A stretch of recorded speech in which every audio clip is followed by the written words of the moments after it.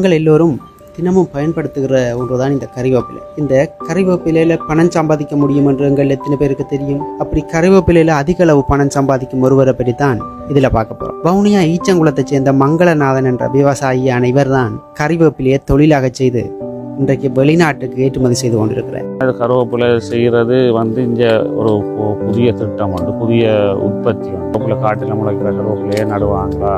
ஒரு ஏக்கருக்கு 4000 கண்டு நடலாம். ஒரு கிலோவுக்கு 230 ரூபா அப்படி வருமானமாக வந்து ஒரு ரிப் அனுப்பேக்கில் 500 கிலோ கருவேப்பிலையே நாங்கள் ஒரு ரிப்பு குறையாமல் அனுப்பி கொண்டிருக்கோம்.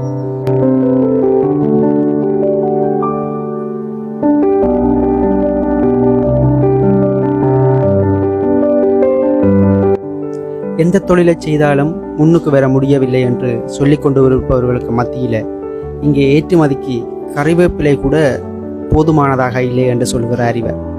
தற்போது இப்போ நாங்கள் கருவேப்பிலை இல்லாத காரணத்தால் லண்டனுக்கு மட்டுமே தான், வேறு நாடுகளிலிருந்து எங்களை கேட்டுக்கொண்டிருக்கிறார்கள் அனுப்ப சொல்லி. ஆனால் கருவேப்பிலை எங்களுக்கு காணாத பட்சத்தில் நாங்கள் இப்போ லண்டனுக்கு மட்டும் ஏற்றுமதி செய்து கொண்டிருக்கிறோம். நாங்கள் அறுவடை செய்கிற கருவேப்பிலை 3.5 ஏக்கர் இருக்குது. தற்சமயம் மேலதிகமாகவும் இப்போ நட்டு கொண்டிருக்கிறோம். ஏற்றுமதியான பொருட்களை செய்யலாம் நானே முடிவெடுத்து அந்த தொழிலை செய்து கொண்டிருக்கிறோம்.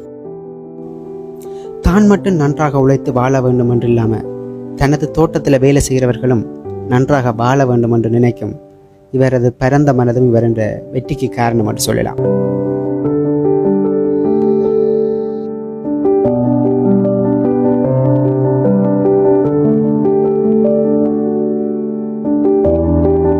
நாளாந்தம் வேலை செய்து தங்களோட குடும்பத்துக்கான வருமானத்தை தேடுறதால அந்த குடும்பங்களும் பசி பட்டினி இல்லாமல் வாழ்ந்து கொண்டிருக்கிறார்கள். அந்த வகையிலே பூரணமான சந்தோஷத்தையும் நிறைவையும் கொடுக்கிறது.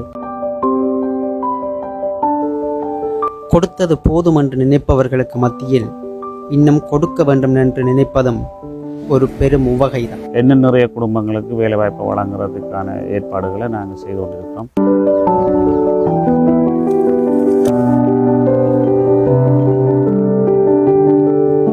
இந்த நாட்டில் உழைப்பதற்கு எதுவும் இல்லை, முன்னேறதுக்கு எதுவும் இல்லை என்று சொல்லி நாட்டை விட்டு வெளியேறுபவர்களுக்கு மத்தியில் நாம் கண்டுகொள்ளாமல் தூக்கி வீசும் ஒரு பொருளை வைத்தும் முன்னேறலாம் என்று சொல்வதற்கு மங்களநாதனும் ஒரு சான்றுதான்.